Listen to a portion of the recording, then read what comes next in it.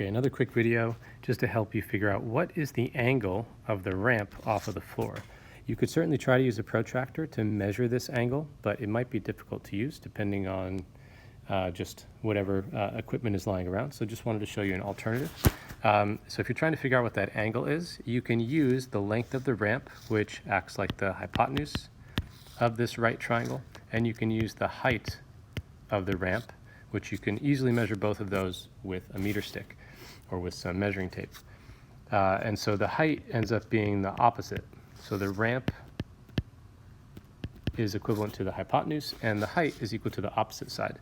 And so if we're dealing with opposite, then we're dealing, and hypotenuse, then we're dealing with the sine function. So we've got the height over the ramp lengths. And so in this case, we got 10 centimeters over 120 centimeters.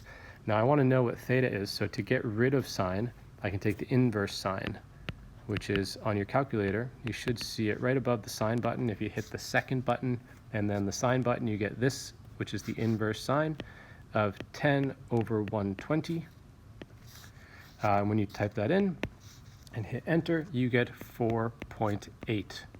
And so that's the angle. So based on that particular height and that particular hypotenuse, that ramp, your calculator and the sine function, these trigonometric functions, can help you determine that theta in this case is 4.8 degrees.